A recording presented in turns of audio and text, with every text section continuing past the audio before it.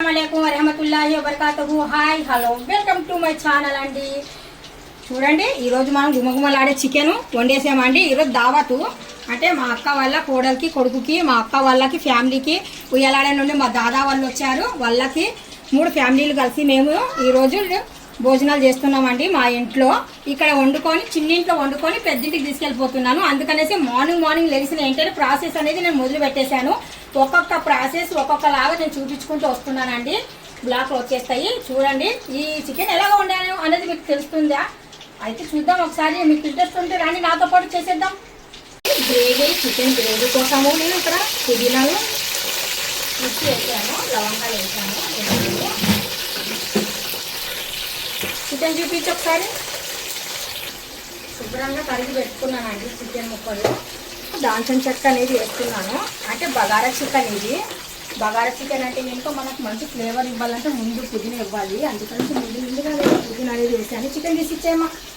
నేను 3 కేజీల కర్రీ చేస్తున్నానండి. ముందు మనం చికెన్ అనేది ఇలాగా పుదీనాను మిర్చి వేసేసి బాగా శుభ్రంగా కడిగి ఇప్పుడు వేయాలండి. ఇప్పుడు వేస్తున్నాను చూడండి.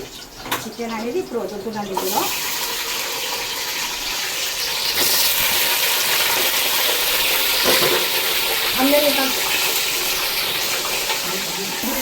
సూపర్ ఉంటుంది ఇది చికెన్ గ్రేవీ అని. చికెన్ వేసిన తర్వాత మనకు సరిపడినట్టుగా పసుపు అనేది యాడ్ చేద్దాం. సరిపోయినట్టుగా ఉప్పు అనేది యాడ్ చేస్తున్నాను. పసుపు ఉప్పు అనేది కల్లుప్పు వేసానండి. పసుపు వేసాను. చూడండి చికెన్. ఇప్పుడు ప్లేట్ మూసి వదిలేద్దాము. వాటర్ అనేది బాగా బాయిల్ అవుతుంది అనమాట. దాంట్లో నుండి మనకు ఇలా వదిలేద్దాము. దీంట్లో మసాలాలు ఏమేమి కావాలో నేను అవన్నీ రెడీగా అనేది చేసి పెట్టుకుంటున్నాను. నేను ఇలాగా కవర్ చేసి వదిలేస్తాం అనుకోండి. చికెన్ అనేది బాగా ఉడికింది. ఆ లోపు మనము అల్లం వెల్లుల్లి పేస్ట్ రెడీ చేసుకున్నానండి. ఎండు కొబ్బరి గసగసాలు ఉంటుంది కదా, ఎండు కొబ్బరి గసగసాలు అవి కూడా నేను పౌడర్ చేసి పెట్టుకున్నాను. ఇప్పుడు మాత్రం ఆనియన్ ముక్కలు, ఇక్కడ చూడండి ఆనియన్ ముక్కలు పెట్టాను చూడండి. ఆనియన్ ముక్కలు మనం ఇది పేస్ట్ చేయాలి. ఇప్పుడు పేస్ట్ చేయడానికి వెళ్తున్నాను ఆనియన్ ముక్కలు. ఇక్కడ మనకు చికెన్ అనేది ఏమాత్రం ఉడికిందో చూద్దాం. ఇప్పుడు బాగా ఉడికిందండి చికెన్ అనేది. ఒక్కసారి బాగా అడుగు నుండి కలిపేద్దాం చక్కగా.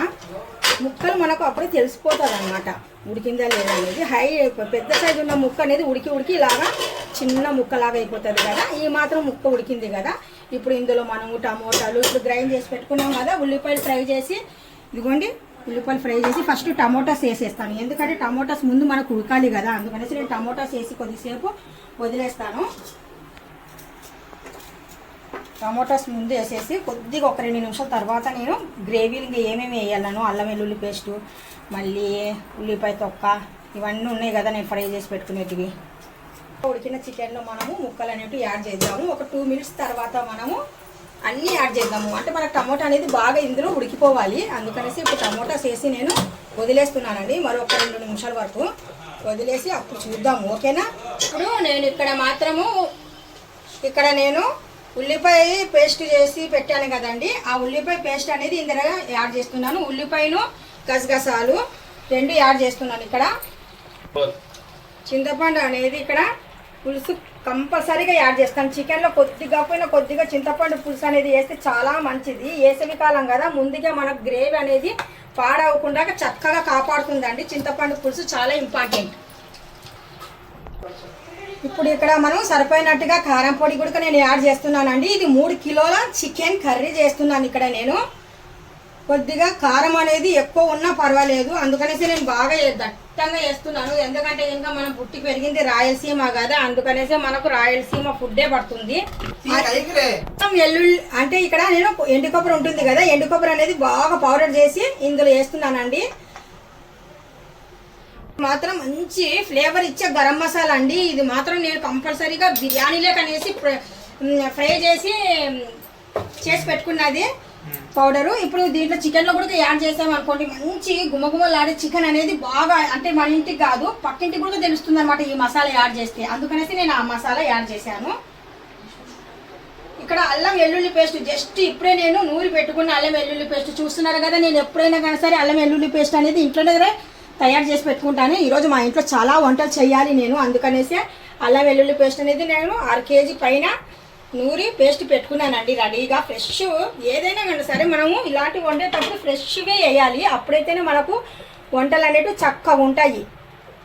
ఇప్పుడు అన్ని మసాలాలు వేసాం కదా, ఇప్పుడు ఒక్కసారి అంత గ్రేవీని ముక్కని బాగా కలిపేద్దాము.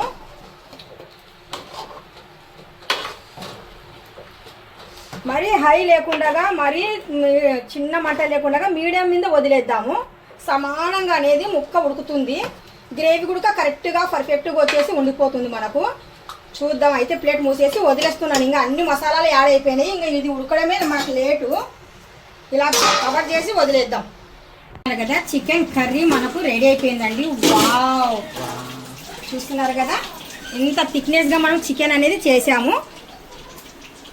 పైనుండి కొద్దిగా గ్రానీస్ కోసము లైట్గా